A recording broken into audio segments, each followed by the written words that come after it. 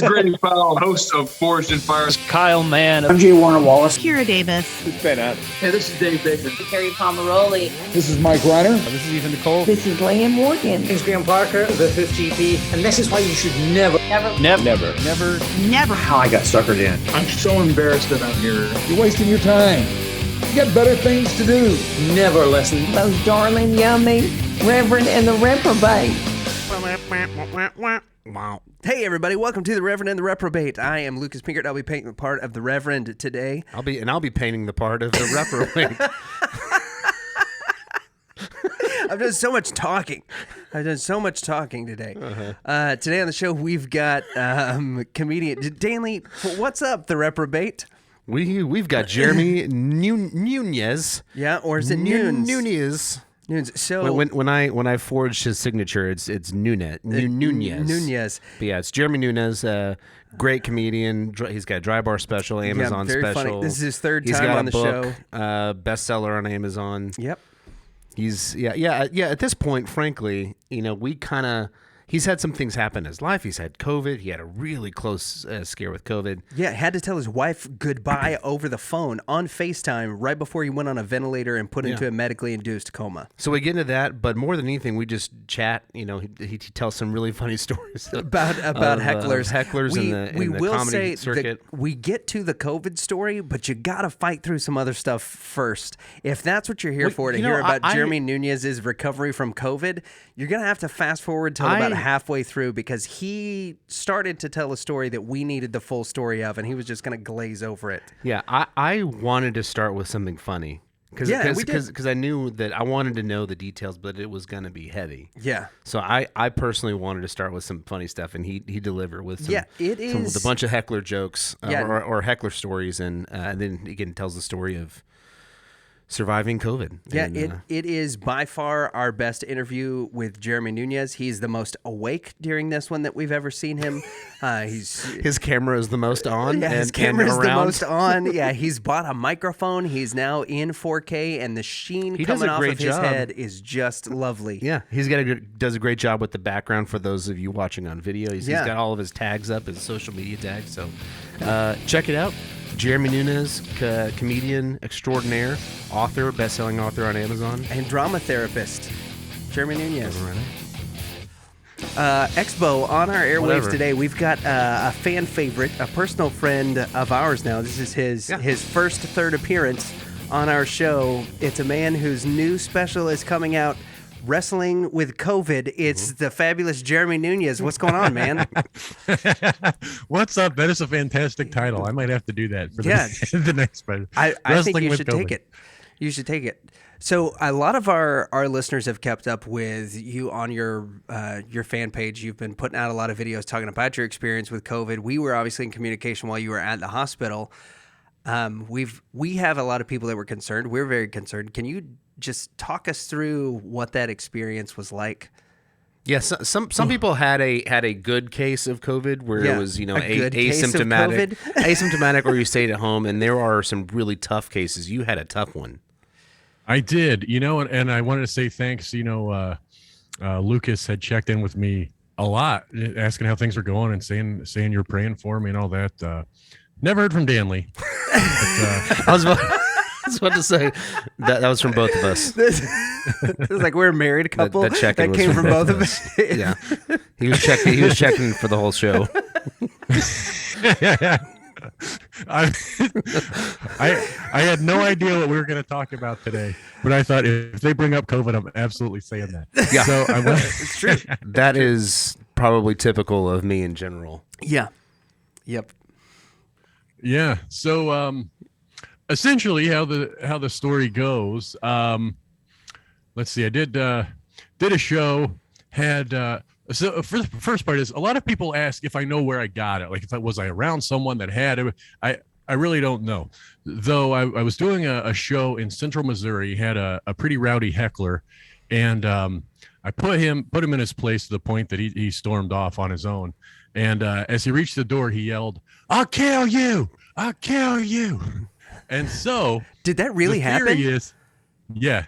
And so the theory is that he knowingly had COVID and probably like coughed all over my car door handle, and then there it goes. That's how they do it. That's how those hecklers do it. Yeah. Okay. Talk to us about like we're gonna stop right here and pause.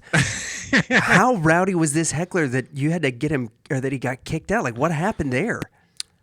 Well, all right. We love a good heckler story. Well, even before that, how many hecklers do you typically throw out per show?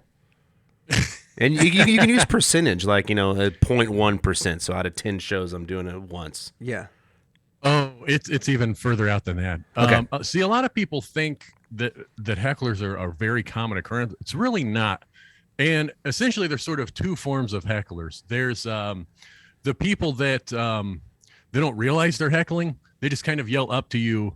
They're just so connected to the show. So if you're like, yeah, I went to McDonald's the other day, and somebody's like, Big Mac.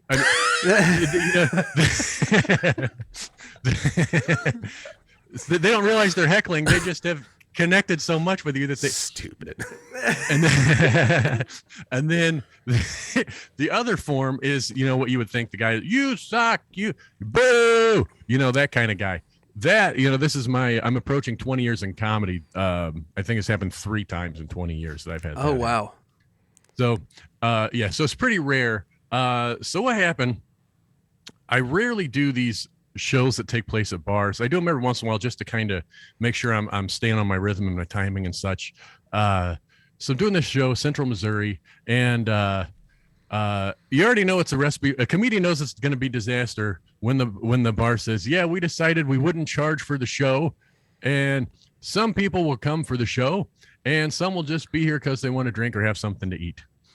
And so that now you're gonna. I already knew I'm going to be competing with people who feel they don't have to be quiet because they're not here for the show. Mm-hmm. Yep. I didn't come here to listen to Egghead. I came here for some cheesy fries and a Budweiser. So the only reason Danley is calling you Egghead is because that's what his son has started calling him this past week. Oh no! Yeah, that we were going to ask you that later, but I jumped the gun a little bit. But you did. Back to heckling. The good hecklers and there's bad hecklers. Well, they're all bad, but there's some that are trying to be helpful and some that are just being jerks. Right. Did I sum that up okay? Too much. You nailed it. Yeah.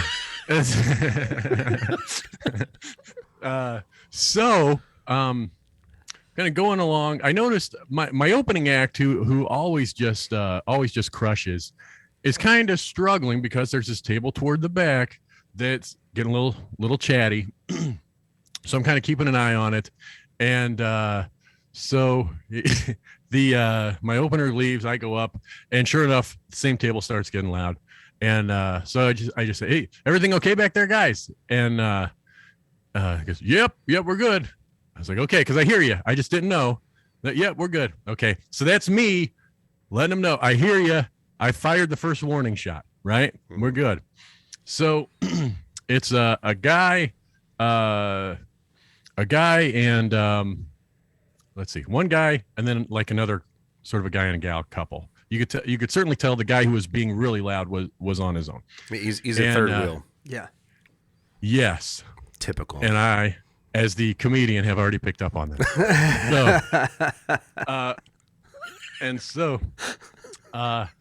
They're quiet for a little bit, and after like 2 jokes, here it comes again. And I was like, hey man, and then a line of comedians use often, it's not TV. I can hear you, right? And oh. Yeah, and then the guy, he starts getting a little chirpy, and I'm like, "Hey, I'm just trying to do the show." And I don't recall what he yelled back at me, but he was getting a little aggressive, and I just said, "Are you sure you want to do this?" Because I'm always very, like I said, this only happens incredibly rare. I mean, the church shows. It really happens a lot at the church shows. No. Yeah, that's why we haven't had Jeremy at our church. His dad visited and told everybody he wasn't funny, and so now they're just all anticipating that. Yeah, a little side note, true story. That's when I was actually just telling the story at a show the other day. They asked, "Well, what did your parents say when you told them you wanted to be a comedian?" And I said, "My dad looked at me and goes, 'But you're not funny.'" which is, and he was in support of your mayoral election as he voted for the other guy. He voted for the incumbent. He sure. and it didn't come to your dad sounds like inauguration? Red from that 70s show. Same area of the world. But so Wisconsin, Illinois. So back to the heckler, which is always a funny thing, taking on someone who feeds their children by being witty. Yeah. And they're trying to outwit the person with the microphone. Right. And so I'm in a fairly small town, so people know who this guy is, okay? And is he renowned, or is he what's the opposite when it's infamous? Infamous, yeah. I've told the story partly wrong. So now the third time. Oh, great. We'll start over. I hear him again, and then some people in the front go, "Hey, could you tell Adam to shut up back there?" Daggum Adam. Friggin' Adam. Adam. And I think you're our Adam. Probably. I know when to shut up, though. And yeah, he's very quiet when people are looking for support through text messages or something. And,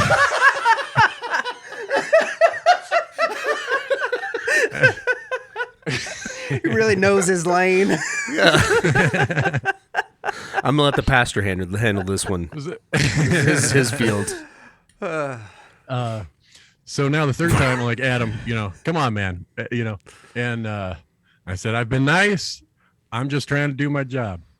And that's when he says something chirpy, and I smirked and I said, "Are you sure you want to do this?" And he goes, "I am in a bar." And I said, "Very good. You're smarter than you look."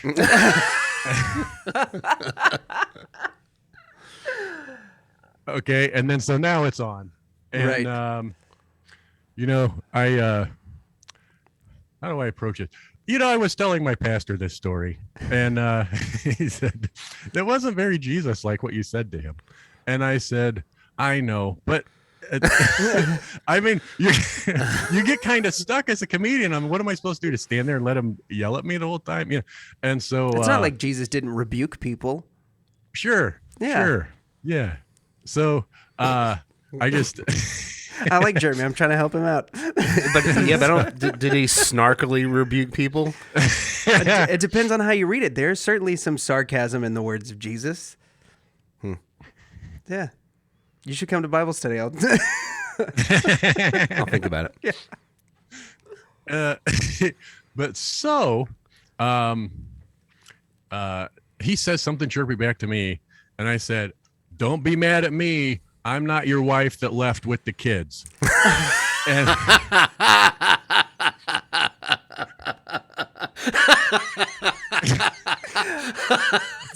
so you're not going to find that in Jesus' words. So that led sense, to, yeah. "I'm going to kill you." Right. So, well, then the audience is a huge reaction from the audience. So I know I have read the situation correctly. You found the pulse. I did. Now I don't recall.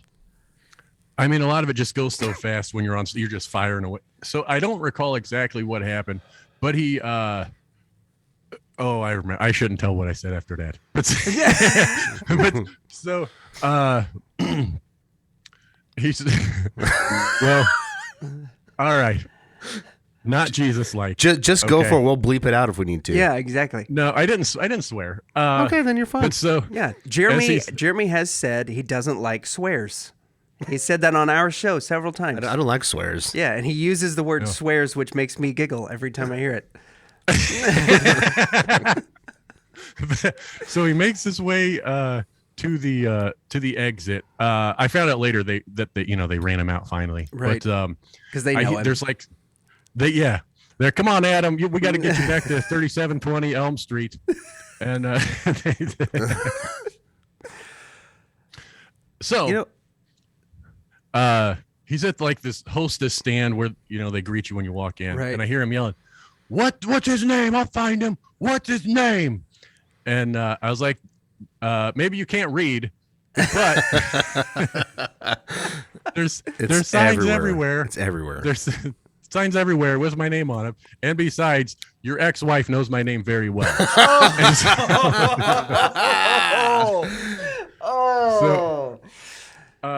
You legend. Again, going toe to toe with someone that takes care of their family with wit. Yeah, that's And true. so- And you're a to which drunken idiot. Yeah. To which he responded, "I'll kill you." That's fantastic. Okay, so Now- so that's how you got it then. Maybe, because then the best part, after he storms off, Right. and the buddy and wife, storm off as well, and they're yelling back at me and stuff too. I would have been cracking so- up if Danley had done that and gotten kicked out of a comedy club. They love me in comedy clubs. But so I kind of joke at the audience. I'm like, well, it wouldn't be hard for that guy to figure out which car is mine, because it's going to be the only car in the parking lot with Illinois plates on it, right? Yeah. And the one with the chair scooted all the way back. Yeah. But so this guy in the front, he's like, he's not that smart. He won't figure that out. And then I say, well, in Texas, you're an open carry state there, but I just got Yeah. my concealed carry in Illinois. Pew pew.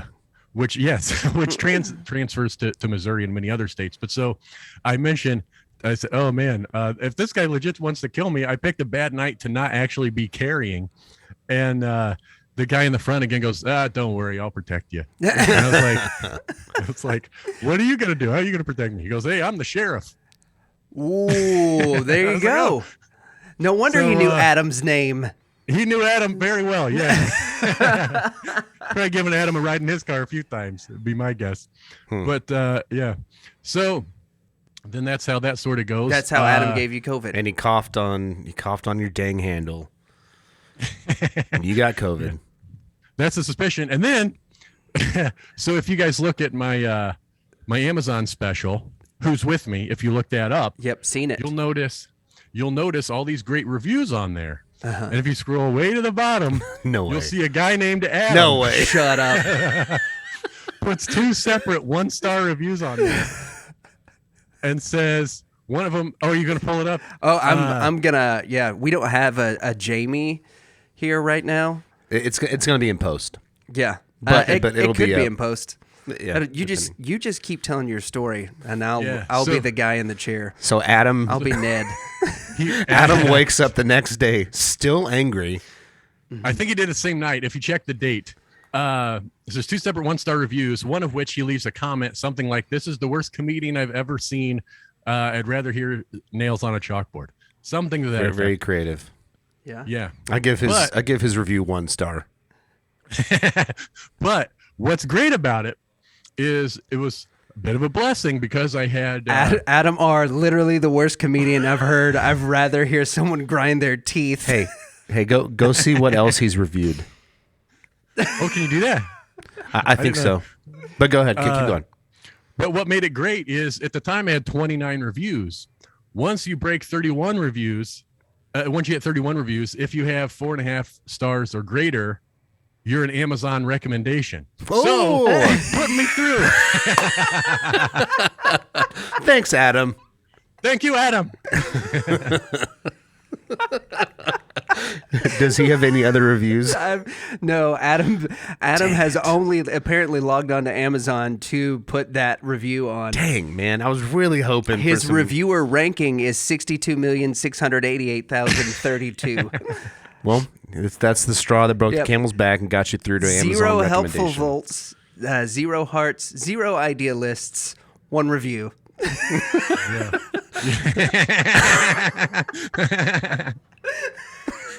So, Amazing. yeah. So, so that's how that went down. Now, I do have.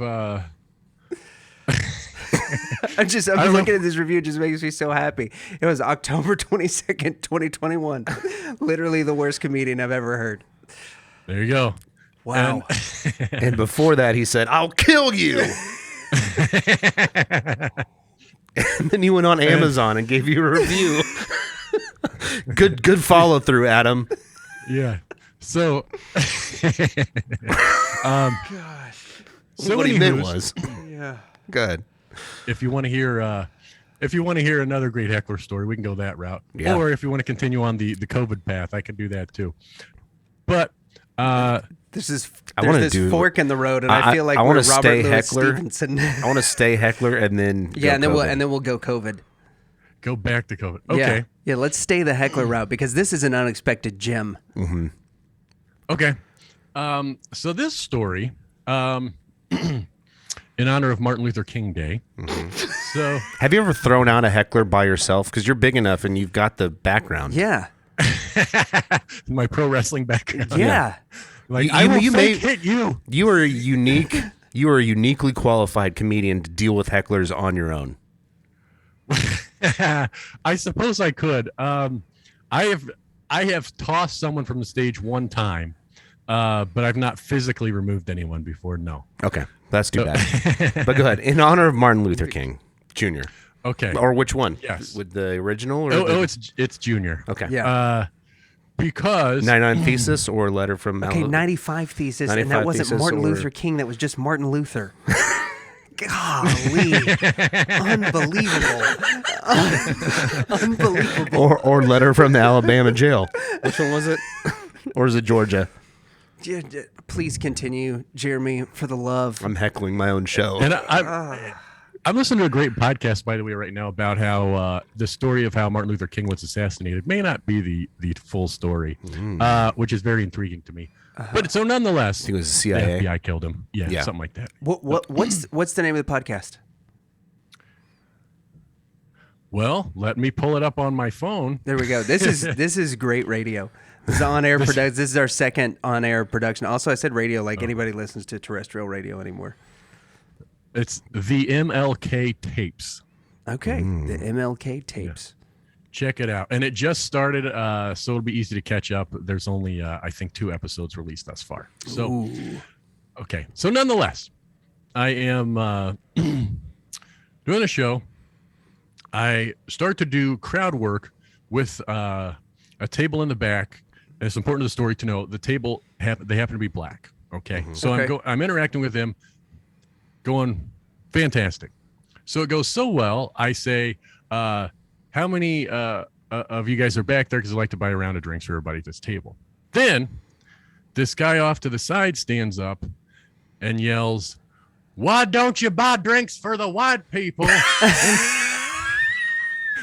instead of for the..." And yells the N-bomb, right? Wow. Yeah. Wow. And so I think he could not have said what I think he just said. And so I go, "Excuse me." Well, of course, now I don't realize I just gave him an invitation to say it again. Oh, no. Can you talk more? So this time he stands up on his chair like he's an 1800s politician. And so he yells, "I said, why don't you buy drinks for the white people instead of for the..." And he says it again. Oh, my gosh. He sounds like a South Park character. Or the prospector from Blazing Saddles. The sheriff's near. Yeah. Go ahead. But so I reply, "Well, I buy drinks for white people. I just don't buy drinks for white trash." Oh. And then Oh. so now the audience, they're roaring, and he's standing up on his chair. He's trying to get people behind him. He's like, "But I'm right, I'm right." And he's like like, I don't know how many people you're going to get to join your side when your stance is it's okay to yell racial slurs in a crowded room. Golly. Trying to think how this goes. So then the guy, he yells, "I'm funnier than you. I'll come up there and prove it." Okay. And so then I say, "Come on up here, Clayton Bigsby." I said, "If you think you're big enough to come up here and take the mic from my hands, be my guest." Which was a total bluff because I knew there was like all this security in the back. And he just goes, "All right then." So he starts making his way toward me, And now totally factual. So you know, sometimes your thoughts just come out as words before you even realize. Yes. Right then I say into the microphone, "Uh-oh." And so he gets probably within about 6 feet of me before they finally grab him and haul him out. And then he's yelling stuff back at me from the door. And I was like, yeah, hey, you know, bad news is you got to go. Good news is I just saved a boatload on my car insurance by switching to Geico. Also say hi to your ex-wife for me.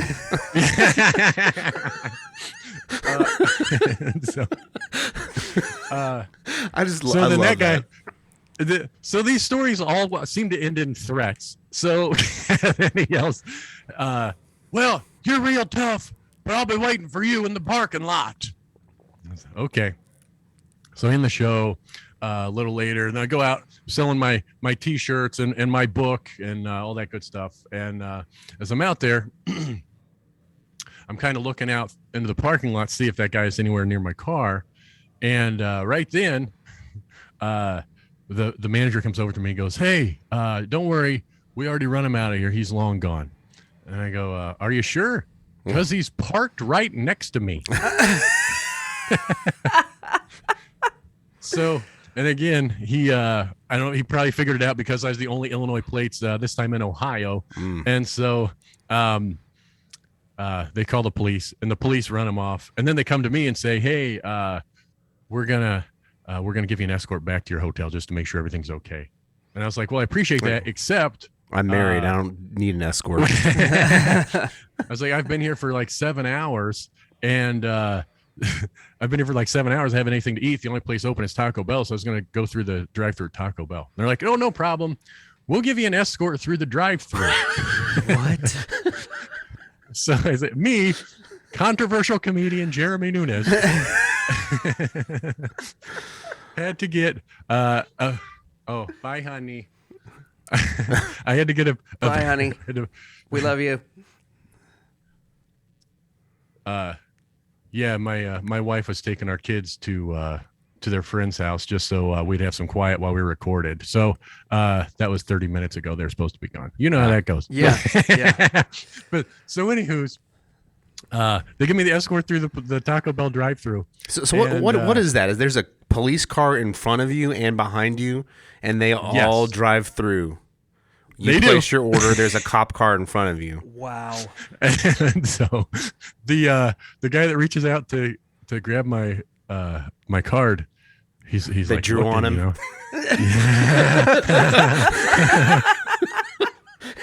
And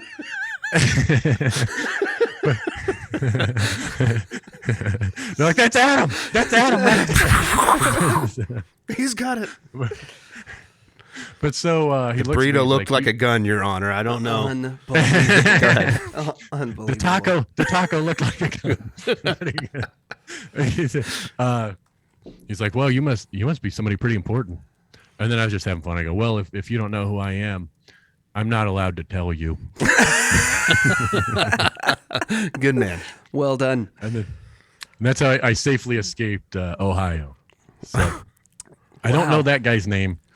Probably Cletus. Maybe you should get some other plates, because there's a common theme. The people are just like looking where at the his, people know yeah. you're from Illinois and they find you in the parking lot based off of your Illinois plates. Right. Maybe you should Yeah, I get a don't know. temporary one you put on, just take your plate off just in case you tick someone off. But Yeah, I could just as you said, this is a rarity for you. This doesn't happen all the time. Yeah, I've told you 2 of the 3 stories that I can think of. The third one, there's really not much to it. It was, and I probably shouldn't share that. That was before I knew Jesus. And so let's go to that one. Okay, so did you do comedy? I'm guessing from this story, you did comedy before you became a Christian? That's what he just said. Yeah, I know. I'm highlighting that. Well, it depends on what your interpretation of that is. So yes, theology. Let's Yeah, what's the word is? Let's define. It depends on what your definition of the word is. It depends on what your definition. So Let's see. So I was baptized at 13. Those sort of fluctuated in my walk. And then I would say probably around 20 or 21, really kind of took a totally separate path until I was ballpark 28, 29, somewhere in there. And so that's when things all started kind of turn around for me and now have a direct walk, versus the other stuff. The prodigal son walk. I almost named my my special the prodigal's comic or something to that effect. Mm-hmm. Nice. And then they were like, it doesn't make sense. I was like, okay. You just took a word out of the Bible and you're putting it in front of comic. Yeah. It's true though. They're like, Habakkuk comic. Yeah. I like She-Bear comic would be good. She-Bear comic? Yeah. I think Ethan Nicole has firmly taken that post, though. Yeah, probably. Yeah. Okay, so this other one was pre you renewing and there's that not walk. much to say about it. Not really. It just got to the point again. As the comedian, you first have to make sure the audience is on your side, because the audience has to be frustrated with the person too. Right. If they still feel the person's within their bounds, then you're going to lose the entire audience if you start going at the person. So, I same thing. Kept kind of giving warnings, and then I just said, okay, this is the last one. If you continue, it was a female this time. If you continue, I will make you cry. And and she said, bring it. And, okay. I'm sure she drunkenly said, bring it. That's amazing. And yeah. And then she fell off the chair. Yeah. And so are you familiar with it's incredibly profanity filled, but are you familiar with the swears? Yes. Yes, I'm familiar with the swears. The swears of it's Bill Burr's rant against Philadelphia. Yes. Okay. It was I don't know if I've heard that. It's every bit of Bill what Burr's you think amazing. It is. Yeah. Yeah.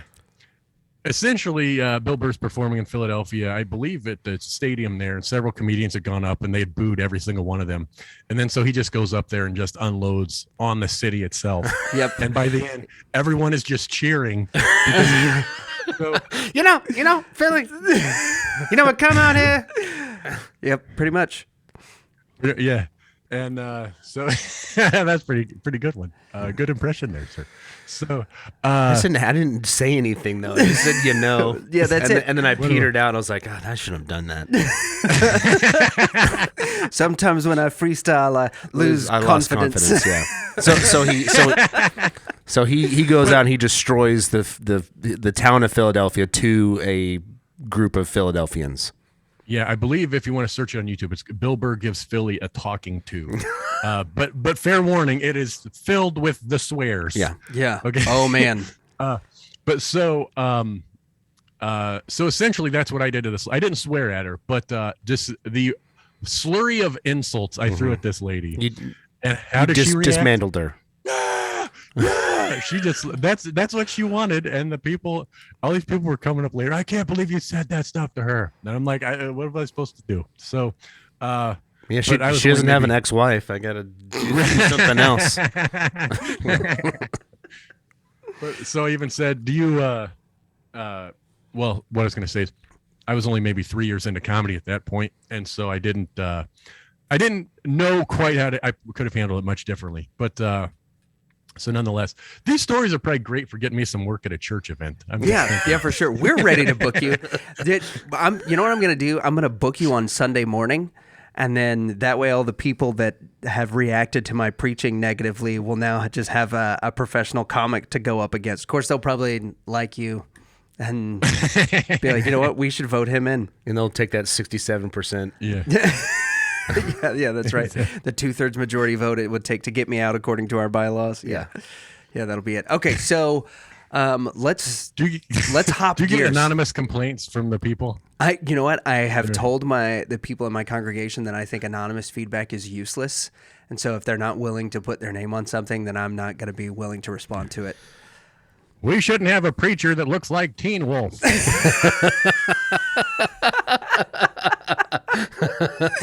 Okay, so that feedback is typically not anonymous because they will come right up to me and tell me that one of our deacons in particular has asked me. He goes, "Do you ever think you're going to get confused with a terrorist?" It's like, why? And he's like, because your beard. Nordic terrorist? Yeah, I was like, I told him maybe if we were in like Northumbria, then I would be worried about that. And he's like, I don't know where that is. Freaking Vikings are coming in. I told him no, I didn't think that was the case. So, and then his wife hit him, and we were good. His wife hit him. But yeah, they were very concerned. At one point, I think I've told this story in the podcast before. They were very concerned that I was gay, and asked me in my pastoral interview if I was a non-practicing homosexual. To which I told him no. Said I am practicing, but I'm working on. Yeah. And they asked me again. They reiterated the question: does that mean that you're actually not gay, or that you are attracted to men but don't? And I was like, you have just made this a bear trap. Let me just tell you, I date a lot of girls. I just don't tell you guys that I date. And then now they're all super happy that I've got a smoking hot wife, and we're all welcome. Yeah, and you're all very welcome. Okay, so to totally jump gears, we get some amazing heckling stories which we weren't anticipating. But that was the other half that I was asking about. Yeah. Because we were like, we're going to talk about COVID, and I was like, what else are we going to talk to him I was about? like, we're just having Jeremy on. Well, yeah, we'll figure it out. Cool. So we did. Yeah. Yep. So thank you for the heckling stories. Yeah, absolutely. So your story about recovery from COVID has been a few months long, and like you said, having been in communication with you a little bit about it, I do think that it's really encouraging. What all you went through, and now being on the other side of it, I think your testimony in some regards as it relates to this is pretty incredible. So you got heckled. This guy coughs on your door handle, and then what's our timeline after that? So we'll see. So I'll just continue through the week here. Yeah. So the next night, I played in a poker tournament, and so a lot of people think, oh, a lot of guys in the same room passing around the same thing. Yeah, big shot Hollywood man playing poker. Mm-hmm. Yep. Yeah. And so, but they document every single person that plays in case somebody comes down with COVID. Then they know who to blame. That group. Yeah. What's that? Nothing. Yes, he said that way they know who to blame. Oh yeah. And not one other person in that entire room had it. So, cut to maybe Tuesday. So that's Saturday. Then Tuesday, start feeling a little bit off, a little scratchy throat. Didn't think much of it. Wednesday, the afternoon, I'm so exhausted. I sleep like 5 extra hours in the afternoon. Same thing. Thursday, now my voice is starting to go. I talk to the doctor. They say, go get a COVID test. I go negative. Then I'm notifying this group. I did a fundraiser for a Christian school in Nebraska. So I drive 9 hours on Friday to do the show. I'm keeping the event planners in the loop of what's going on. It's in this hotel ballroom. So they just tell me, well, just in case, what we'll have you do, just stay in your hotel room. When it's time for you to perform, we bring you out of the hotel room, straight to the stage, and then just go straight back to the hotel room. That way I don't interact with anybody. And so do the show then. Wake up the next day. That would have been Saturday morning. Okay, so wake up. Quick question here. How did the poker tournament go? Yeah. I won. I always win. Attaboy. When you do something like that, like how much of your income on the road comes from like your merchandise and stuff that you sell, like your merch table? Well, let's see. It ebbs and flows with the economy. Right. So I would say, like when things are roaring and everybody's happy, maybe like $300 a show I'll make in merchandise. Okay. When things are tighter, maybe it's $50. So the NASDAQ is up 10 points, and Jeremy's merch is up 10%. Yeah. Well, we know from when we were on the road gigging is that if you are at your merch table, the likelihood that your merchandise gets bought goes way up. Yeah. Right? And so like with a gig like that where they're like, hey, we're going to run you in, we're going to run you out, like how much, I mean, I'm sure that does affect your bottom line. That's a good question. And in some regards because you aren't able to sit at the table and interact with the fans. Sure. I had I had the table set up. I still sold a little bit there because what I do for fundraisers is I give $5 for every item I sell back to the group. So cool. They had a bit of an incentive to purchase, and so they had a couple of the high school kids, doing their mission work or whatever for the school there. They ran my table for me. So I was handed a decent amount of money. How much got pocketed, I don't know. Gotcha. Yeah. Gotcha. But so then I wake up that Saturday morning in a hotel room in Nebraska, and it hurts to move. And so I call my wife, and she's like, "How are you going to get home?" And I was like, "I'll drive and see what we can do." So I would drive, and about every 3 hours I'd stop. I've got 9 hours to figure it out. Yeah, and stop at a rest stop and I'd sleep in my car, and then drive 3 more hours and sleep at another rest stop. I just kept going and going. Finally got home. Like 5 minutes before 8 o'clock, the clinic closed at 8. They had me get another test, and this time it was positive. But then the next few days, I didn't feel bad. I just was kind of isolated. Suddenly, I want to say that was the following Wednesday now.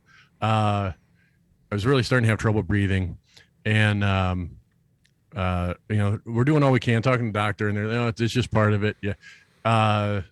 I don't know if I fainted, passed out, or whatnot, but I start seeing some dead relatives, if you want to get into your theology. Oh, wow. And I see my 4 grandparents, and I'm going into like a galaxy solar system sort of thing. And then I wake up in an ambulance. And so my wife figured out something was wrong. I don't know the whole story as to how she recognized, but so I wake up in the ambulance, get to the ER, and they say, everything's fine. You have to go home and rest. So I can you tell that to Grandpa Joe? I was like, I just saw Nana, and so next day, still not feeling well, but you just got to rest, tough it out. Then the next day, I'm like, it's really hard to breathe again. So they send me back to just now my primary doctor. He's not able to see me, but the physician assistant sees me, and she says, "You'll be fine. I'm going to hook you up with some at-home oxygen and send you home." The head doctor, I have oxygen at home. Yeah. Yeah. So then my doctor happens to see how I'm breathing. I'm kind of hunched over and he's like, "You got to go to the ER right now." And so fortunately we go to church with 2 guys that are doctors at the ER. And so we got in touch with them, and they'll make sure that we are actually taken care of this time instead of sent home. So go to the ER, and this is another weird part. So I remember talking to the doctor, telling him what's going on. And then all of a sudden I'm asleep somehow. I wake up in the room. It's dark. No one's in there, just like they're letting me sleep. And I wake up. I can't breathe. So I'm hitting the panic button again. And one of the nurses runs in, and she's like, "Breathe in through your nose, out through your mouth." I'm like, I know how to breathe. I didn't forget how to breathe. I just can't. In through your nose, out through your mouth. And then the next thing I remember is I wake up again, and then there's all these doctors around me in the room. So all that stuff that happened in the ER, I really don't recall. And then the next thing they're talking to me, we're probably going to need to put you on a ventilator. If you're on the ventilator, it gives you a 30% chance to live. Whoa. And I was like, whoa. I was like, what happens if we don't get on the ventilator? And they're like, at your stage, maybe 5%. And I said, hook it up. Yeah. Dang, no kidding. Yeah. So then they said, they started getting everything ready, and they said, call your wife and talk to her. They were very blunt. They said, because you don't know what's going to happen after this, so at least you need to talk to your wife on the phone. Because can you explain the ventilators? Because they said to call her because once we put you on a ventilator, you can't talk, right? Right. Well, I might die too. Yeah, but both. So, essentially, it's this tube goes down, through your mouth down into they your. intubate you. I believe is what it's called. Yeah, look at you with your fancy terms. Yeah, I learned it from Scrubs. I was going to say, you've seen like a first season of Scrubs. Scrubs or House or whatever. Yeah. But yeah. Yeah. But so yeah, and then essentially it's doing the breathing for you. They sedate you, so you're asleep for however long. They told me they anticipated maybe up to a week I'd be asleep, and so That is so I go weird. Yeah, so I went out Friday and woke up Sunday. Okay, And, so to take us back just a step, what was that call like to your wife? You know, a lot of people ask that, and what was I thinking during that time? So, you know, I wasn't really concerned, and I've told my wife 100 times, you know, I am not afraid to die, because I know beyond here is something so much more glorious, you know. So, so I was not afraid to die. My concern, though, was leaving behind a wife and 2 young children, you know, and so... And a soccer team that you're responsible for coaching. You know...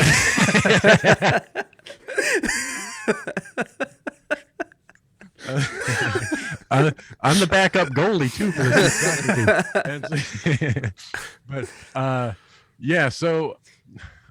really, I don't remember much because I'm regularly reminding her where the life insurance is and, you know, where the wills are and all that stuff. So I just kind of remember telling her I loved her, and she told me she loved me. And, you know, she said that she met a guy named Adam. He'd found her on Amazon. They reviewed the same special. Friggin' Adam. That definitely has to make it into the title. Friggin' Adam. Friggin' Adam. But so I don't recall, you know, much more beyond that. It was just, you know, a fairly brief call. And then, yeah, I woke up while they were putting the tube in me. And so they tie your arm. Which tube? So that one. The intubation tube. Yeah, not the catheter. Hey, I mean, that's part of it, right? Thank you, Danley. It sure was. I'm just clear. Because you've already talked to him about bidets. Now you got to move to catheters. These are the hard-hitting questions that we're known for. Which tube did you wake up during? Oh man. So the intubation. Okay. They have your hands connected, tied to the bed, because your natural reaction if you wake up is to grab and pull that thing. So my hands are tied. I wake up, but I can't talk either so I'm like kicking my legs because I want them to recognize, like, I'm awake. You know, this is not good. Mm-hmm.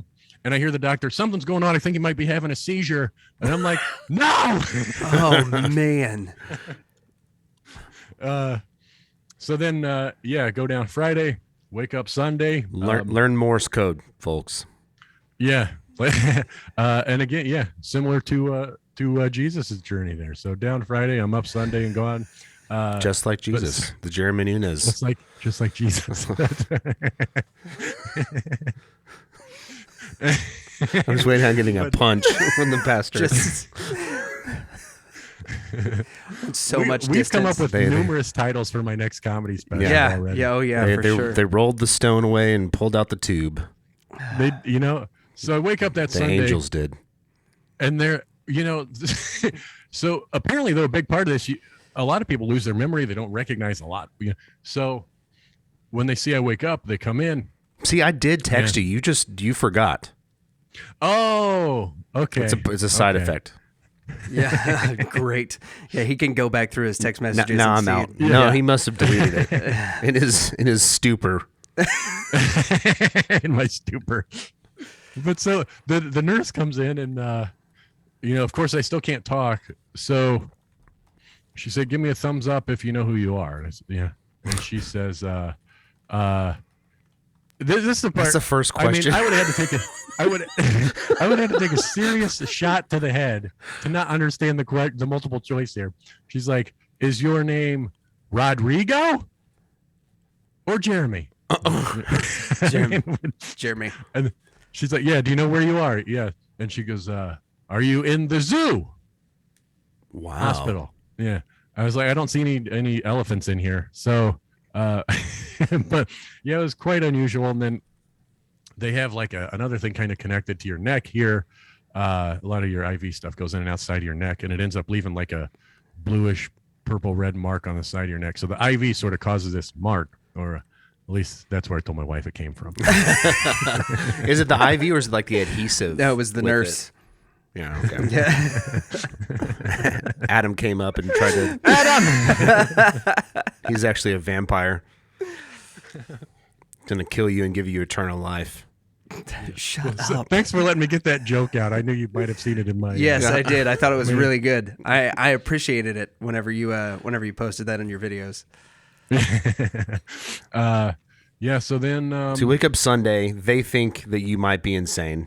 Yep. Right. And they rule it out, which Yeah. apparently is, I guess, a thing when people come out of a induced coma. Essentially, it's what it is, right? When They say it's. I think they call it COVID amnesia, actually. Yeah. And Okay. you don't recognize a lot of stuff. And so they said, "What do you do for work?"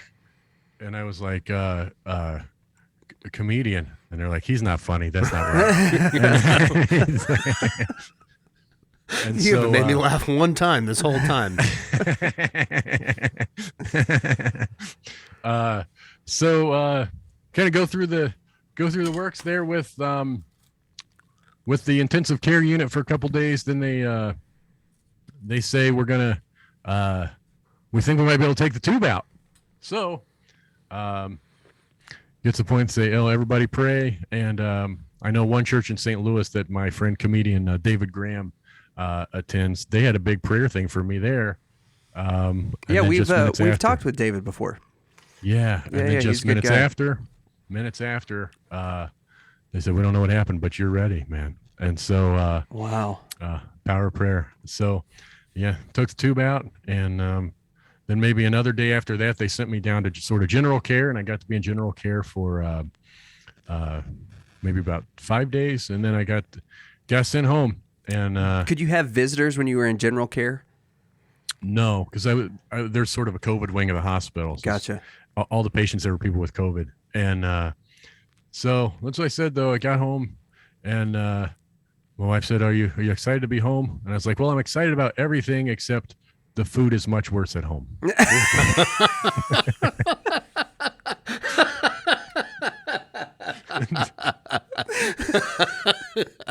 That's good. She doesn't bring you Jell-O cups. But yeah, so then, well, of course, back then you still had to isolate for 10 days or whatever. Yeah, so right. I still had to be isolated for maybe 3 days from the family. So I was at home, but I was just in the bedroom by myself for 3 days. Oh no. Yeah, I remember there was a text you sent me that said it was good to be home, but you could only see your family from the threshold of the door. They were just at the Right. doorway. Yeah. Right. Yep. What was that like for your Yeah, kids? how was that not being able to scoop them up and give them a hug? Yeah. Yeah. They had sort of kind of gotten used to it because before I was gone, it was the same thing. They had me isolated in the bedroom before Right. it got really bad.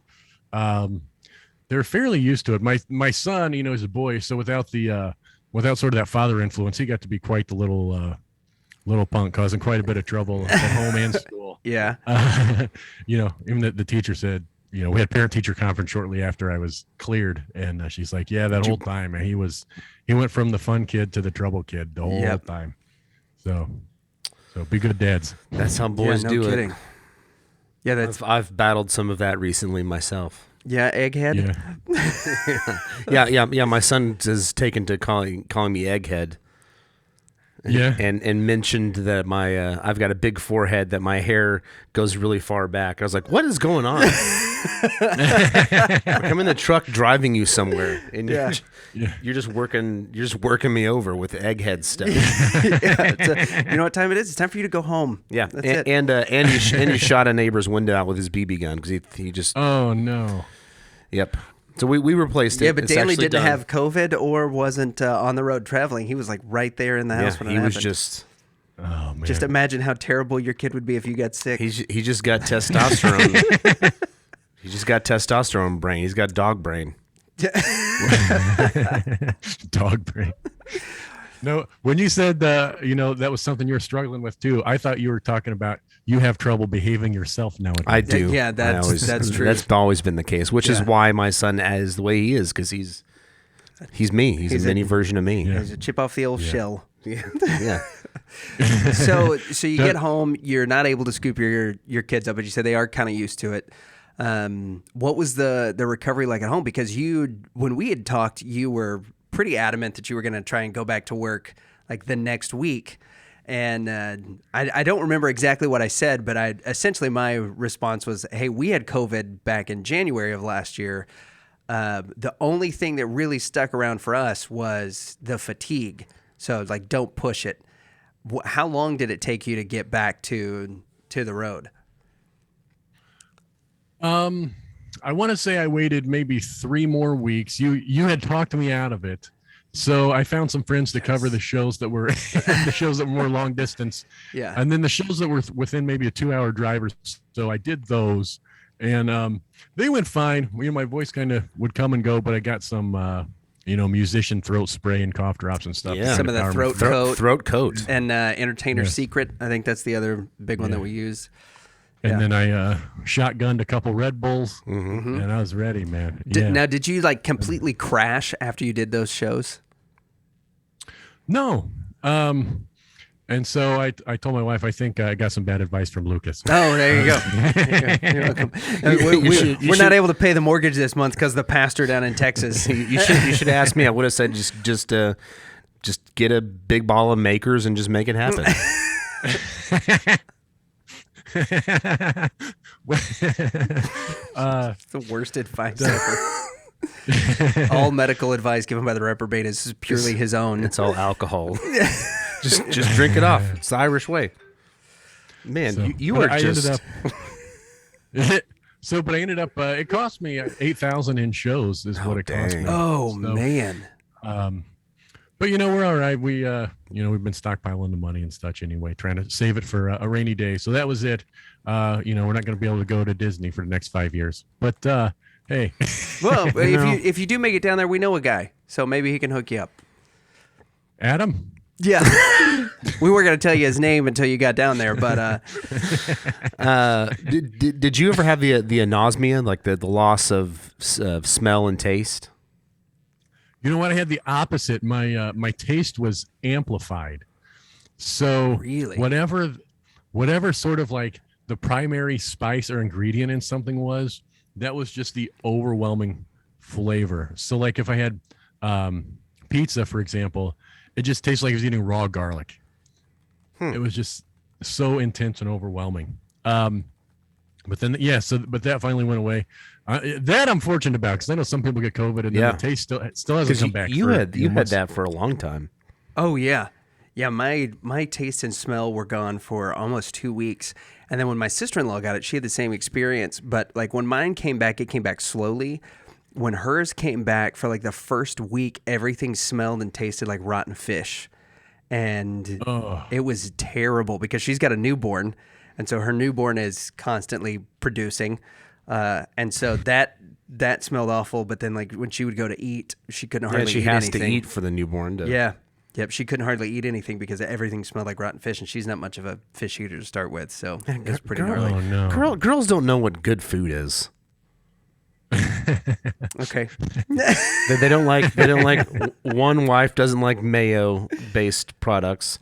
One, which is yours. Yeah. My wife doesn't do any condiments except for barbecue sauce and ketchup. She doesn't eat fish. She won't eat soup. Mine doesn't eat fish. The only good things she eats are ones that I've insisted that she try over the years, and I don't know why you think Jeremy thinks this information is interesting. So we ruined. It may not be. Look, we don't ruined know, a portion of your livelihood. We don't know because these we gave things you bad advice until we try. about what to do with your show. So that was you. Well, you just said that those messages count for both of us. No, the checking in was me. Okay, yeah. Telling him not to do shows was all you. But you said you recovered pretty quick from those. However, you said your voice was still kind of rough. Now you just recently posted something that you're cleared from university doctors. So what was going on with that? Well, if you must know, I made that up to get attention on Facebook. There we go. That's what I'm talking about. No, I was cleared to perform like a week after I left the hospital. Yeah. They even said, though, be careful, as you told me, actually, be careful. The really long drives could wear you out, just so you know. So, but yeah, so even my wife said, you didn't perform at Eastern Illinois yesterday. That was like 4 weeks ago. And I was like, but I was waiting for the right time to post it. That's it. Yeah. You got to schedule those It's posts. context. It's all about context. And by the time this comes out, nobody will know that anyway because it'll be, a few weeks afterwards. So I don't know why he needs to know that. Because it's helpful. So, but the key, never believe anything a comedian tells you. Yeah. True story, never even had COVID. There you go. I sent all those text messages and those prayers for no reason. Man, but we sent all of those. Yeah, that's right. Yeah, we did. But I should clarify. Yes, all that part was true. Yeah. So how often now are you being asked about your COVID versus your comedy? From who do you mean? Well, I guess from people that are interviewing you, because I have seen that you've done several interviews. We're not the only people that are interested in Jeremy Nunes. I know that there's a drama therapy group, for instance, that you did some stuff with recently. And how much of your interviews or your interactions now is COVID versus comedy? If they knew me prior to, they want to talk about the COVID. Okay. But if they didn't know me, they're just interviewing me because they know I'm a comedian and they came across my book or came across the special or whatever. Gotcha. Then they just want to talk comedy. They don't know. So sweet. If you're aware I had COVID, 100% want to talk about it. Right. I mean, it's an intriguing topic. Yeah. It is for sure. Especially how hard it hit. Yeah. Sure. Because I've got friends and family that have it and have had, like I mentioned earlier, I'm not going to rehash all of that. No, go ahead. But varying degrees of reaction. And having doctors say, call your wife and essentially say goodbye is earth-shattering. Yeah. Or I would imagine it would be. My wife would have thrown a party. Oh, whatever. She would not. She doesn't listen to this anyways. Yeah, she doesn't. She doesn't listen. Who cares? Yeah, that seems like a huge thing. Have you guys talked? I mean, I'm sure you have, but what have you guys talked since then about having to have had that conversation of they're saying I need to say bye? Yeah. So actually, I was just thinking, so I got home, I noticed our pillows had like mascara smears on them. And I was like, what's all over? And she's like, because I cried every night on these pillows, not knowing. And I was like, man, I cried when I found out I was going to have to eat your sloppy Joe again. You just get Uber Eats from the hospital.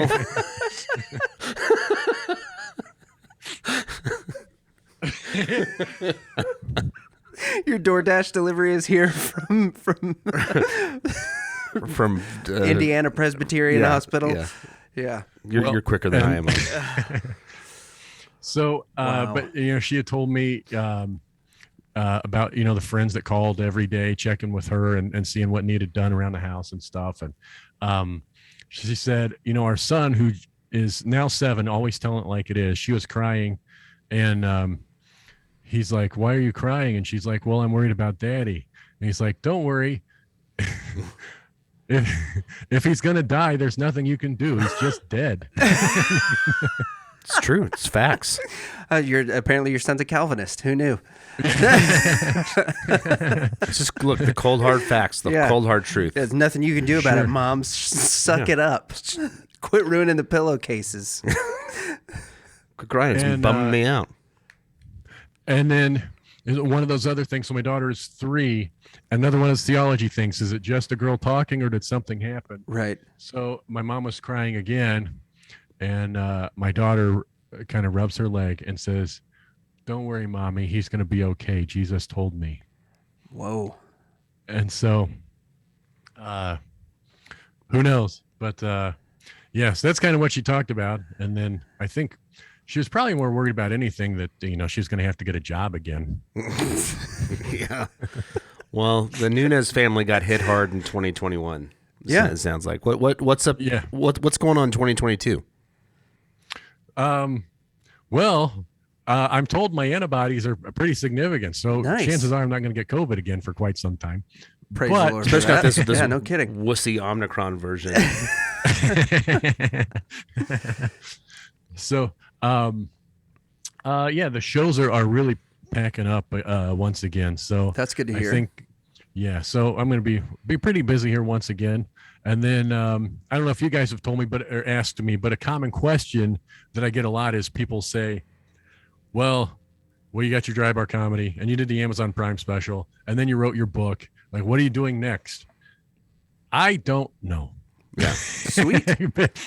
Because all along, it was always just like, well, if I could just get the dry bar special, and then I got it, and then, okay, if I could just get my special on Amazon, and then I got it, and I was like, if I could just get a publisher for my book, and I got it, and now I'm like, I'm out of ideas at this point. I mean, a movie sounds like the next thing, or a sitcom. So my book, it hit the number one on the political humor charts for Amazon. And a lot of people ask, well, generally when that happens, Hollywood comes knocking and they want to buy the rights to it for a TV show or a movie. And they say, well, what will you do? And I say, if someone buys the rights to that book, you will never see me again.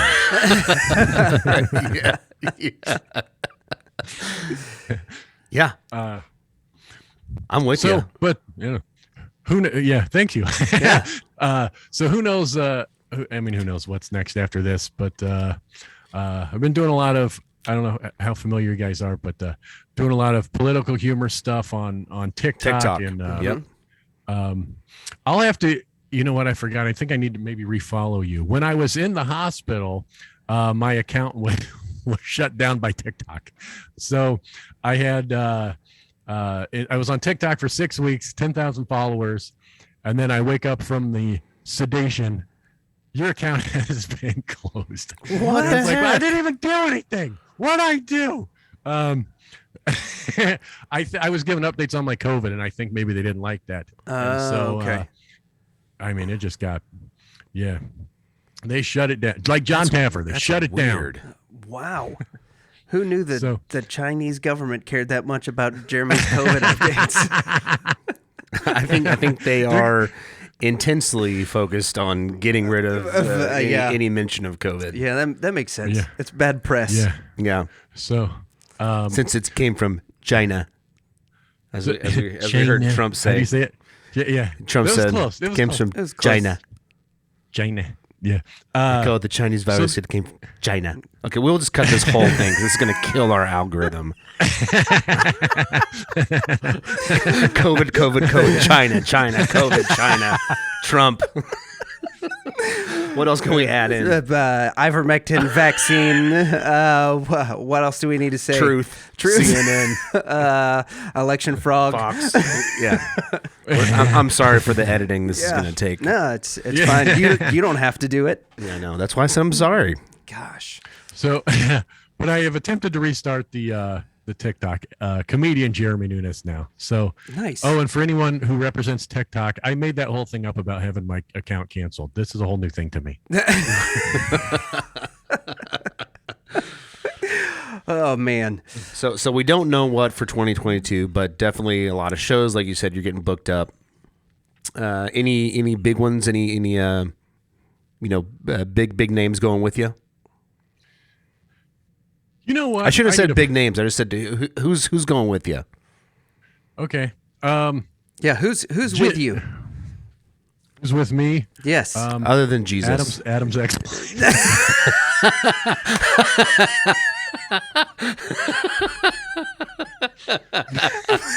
I was saying that so you could promote your current Amazon comedy special, Who's With Me. But yeah, I also like that. Is her food better? So I will tell you all. Yes. There's a big conference in Overland Park, Kansas, which is right outside of Kansas City. Okay. And that takes place the weekend of February 11, 12, 13. It's called Becoming the Best You, and it features a ton of world-renowned motivational speakers. And the Saturday night event is a stand-up comedy performance by who they claim is one of the best comedians working today. So I think they're overselling me. Yes, I'll be there. And I want to say the website is becomingthebestyou.com or be the best you. If you search that, you'll find it. Yeah, we'll And put it then in the if show you're- notes.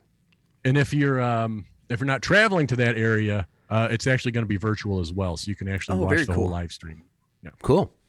So They encourage me to promote that as much as I can. So, there you go. So we'll link that in the show notes. Make sure that you check out Jeremy on TikTok and his new sitcom coming out called "You." Yeah, and the You Dry Can't Bar, Ride the Dry City Bar Hall. special. Yeah, the Dry Bar special. We've previously talked about the Amazon special in the book, but we haven't really touched too much on the Dry Bar special. Yeah, which is how we first got to know him. Well, Jeremy, as you well know, we end all of our interviews with a segment we call Controlled Rowdiness. As a veteran to the show, you know that there are no right answers to these questions, but there are several wrong ones. And to get us started, Danley. So we know previously that we've talked about bidets. I want to know, have you used a squatty potty, being how tall you are? Is that even feasible? I have heard of the squatty potty. I've never encountered one before, though. Am I missing out? Do you want to weigh in here? I know you have some strong opinions on it. My initial we have one. I'll be transparent. I have one.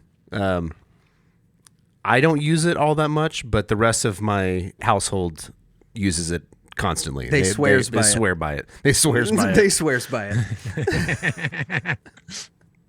Okay. No. Yeah. Yeah, I like them. The pastor doesn't. Okay. Yeah, The pastor they're nice. carefully likes them. Yeah. I'll cautiously, I think squatty potties are good. I'll go the Mike Reiner route. Okay. There. All right. And by the way, your question segment here, I don't think I have encountered this before. Oh, you have. It was sneaky. Yeah. Yeah, we'll have to send you old footage of us doing this because they are just the rapid fire questions at the end of the show. Okay. So am I supposed to give an absurd answer? Or I mean, am just like whatever you answer? want.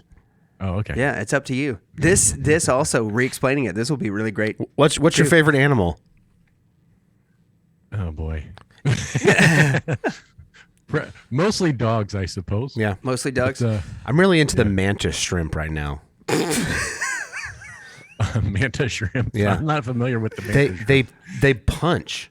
They punch their prey to death. They punch their prey to death. Dang. And sometimes when they get bored, they punch at rocks and they break them. How about that? Is that what happened to your really? hand? Yeah, because they're an opportunistic. Predator. Wow. How about that? It's bad as bone. Check it out. Mantis shrimp. All right, Jeremy, aliens have landed, and you have 60 seconds to tell them a story so good that they decide not to destroy the Earth. What story do you tell them starting now? I would probably recount the JFK assassination and say, you guys don't want to be here because there are going to be people in the deep state. They're going to assassinate each of you. Get out of here. Yeah. Okay. And Martin Luther King Jr. In 15 seconds, Jeremy just saved the planet. I think that's the fastest planetary salvation we've had when we've asked that question. Or do you think that they would go ahead and just say, nah? Maybe so. Maybe so. If you haven't noticed, I love good conspiracy theories. We're picking up on that. We need to talk about conspiracy theories sometime, and the Nephilim, which I am also interested in at the moment. Just because of Brian Godawa. That's the only reason you're interested in that. Nephilim is blowing my mind the All more right. I read about it. You have Kiss One, Marry One, Team Up with One. And these are CNN hosts. Kiss, marry, team up. Yep. Don Lemon. All right. What was the other? Chris Wallace and Brian Stelter. Stelter. Yeah, we had Cuomo on there, but he's not with them anymore. So rest in peace. Yep. So you gotta kiss one, marry one, team up with one. Well, the kiss one's definitely going to be Don Lemon because he would know what he was doing. if you need a good kiss.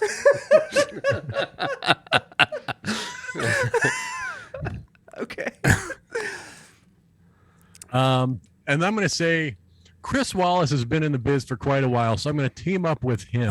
You're going to marry Brian Stelter? Because by the looks of him, dude knows how to cook. Okay. Yeah. Fair point. Great logic. Yeah. I'm with you. All right, Danley, we'll give the last one. We'll toss it over to you. Who's the best Batman? Oh, Christian Bale. Okay. All right. I We- think we- it's I think we it's Will disagree. I think it's Will Arnett from Lego Batman. Yeah, we disagree that was the wrong answer. Yeah, wrong But, wrong answer, but it's fine. You're But entitled to your Christian opinion. Bale did a solid job. Yeah. I think so. I really, The Dark Knight is my favorite Batman movie. I only think The Dark Knight is good No, because of no. Heath Ledger. No. Yeah. No. Yeah, I don't think Christian Bale did that great. I think Heath Ledger did, and that Christian Bale gets a lot of credit for Heath Ledger being awesome. You can think wrong about that. Okay, I will. Well, and if well, full disclosure, I never saw the Lego Batman, so I can't give a true opinion then. Okay. So, Well, there's multiple Lego Batmans. As Don't we worry, discovered. Adam R's got a great review about Lego Batman. You need to check it out. This is 1 Jeremy, star. thanks so much for being It's on the with worst us tonight, Batman I've man. ever seen. Tell our audience where all it is that they can find you if they want to follow you on your social media.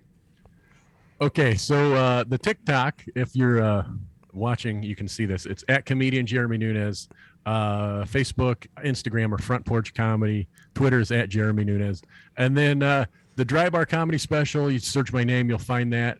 Same with the Amazon Special, both of which I think I get $1 every time somebody watches. So please hit refresh on your screen numerous times. And then and then lastly, the book You Can't Write City Hall is the comedic retelling of my real life time as mayor. Draws a lot of comparisons to like a Parks and Recreation, Schitt's Creek, or Corner Gas. Shoots Creek. Canadian Shoots sitcom. Creek, please. This is a Christian show. we don't like the Schitt's Creek. swears. Shoots Creek. Shoots Creek. No swears. Yeah, no swears. But yeah, so You Can't Write City Hall is doing fantastic. So you can pick that up.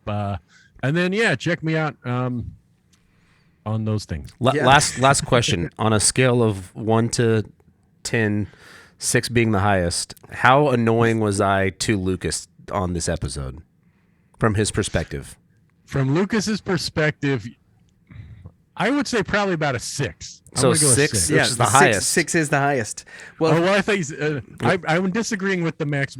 If we're going 1 to 10, I think it was a 6. Okay. Because it was like, it was enough to maybe irk him a little bit, but Oh, not yeah. enough that he's going to punch you like that shrimp you mentioned.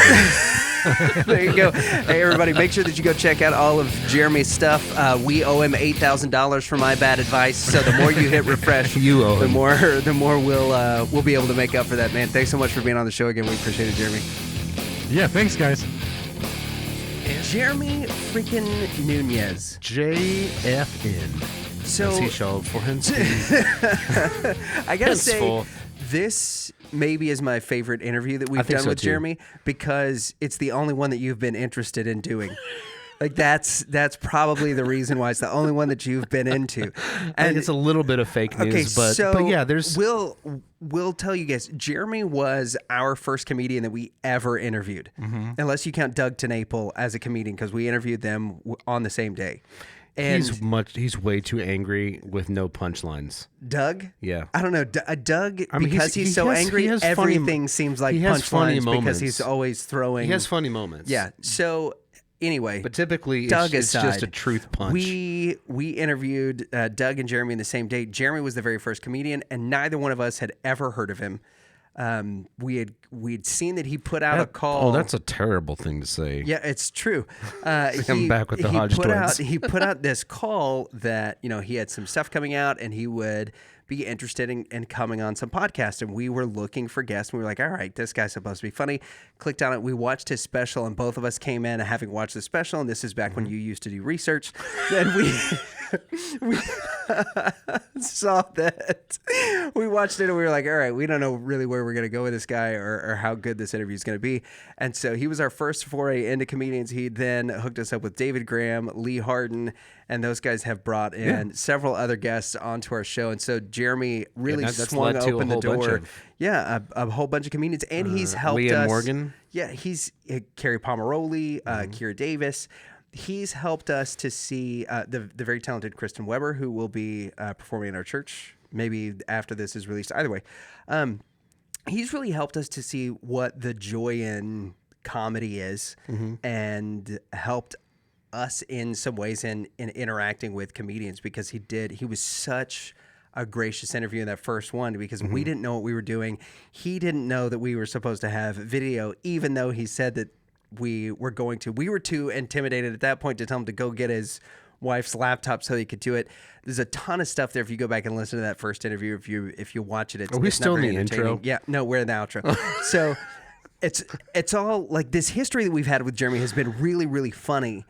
This was my favorite interview that we have done with him, talking to him about his experience with COVID, actually getting to get into some things that were a little bit more personal now that we've got an established relationship. It was, on the one hand, it's kind of I had a lot of cool, fun too. Yeah. But on the other, it's like he really does feel like a friend now, somebody that we've maybe to you. Somebody that we've actually walked through. From my perspective, we're friends. Yeah. Jeremy, I love you. We're friends. So I'm sorry I didn't reply to your text message. I guess let's just go ahead and address it. Yeah, so I should have said it to him while we were talking, but it was too funny. But we've actually seen him now go through something that was really difficult, and we knew him beforehand, and now we've seen him on the other end of it. Being told to say goodbye to your wife, over a phone call or FaceTime is irrelevant. She's not there, and you're having to say goodbye is an unbelievable trauma, right? For not just for you, but for he mentioned his wife and coming home, and there's mascara all over the pillowcases, which is a funny idea, but obviously in profoundly painful moment that his family went through. So I can't imagine. I mean, I've had my wife is sick. She's disabled. She's got some things going on. We haven't had that moment, but I can feel for him like that. That's a tough moment. So we're praying for you and rooting you on for 2022, buddy. Yeah, and it looks like 2022 is going to be a good year for him. He doesn't know what's next, but he's continuing to book gigs. He's being billed as the biggest comedian in the world at Kansas City. Yeah, that's true. And maybe by biggest they mean tallest, because I haven't seen anybody taller and funnier than Jeremy Nunes. Super tall. Yeah, he was phenomenal. I can't thank Jeremy enough for trusting us to tell parts of that story, which was incredibly harrowing at moments, which is not what I was anticipating on the podcast. Talking about the experience of coming home and not being able to grab your kids and to pick them up. The story he told about his daughter saying, Jesus told me that he's going to be okay.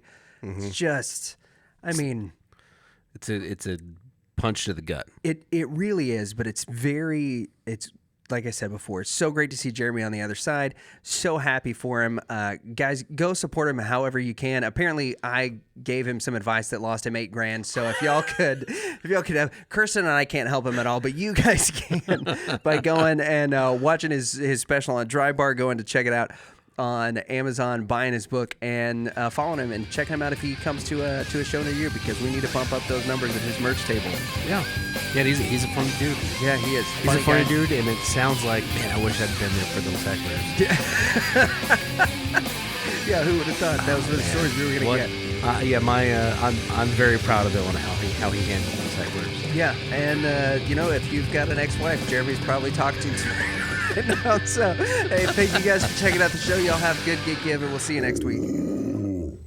Hey, friends, it's comedian extraordinaire Jeremy Nunes from the best-selling comedy book, You Can't Write City Hall, the #1 Amazon Comedy Prime special.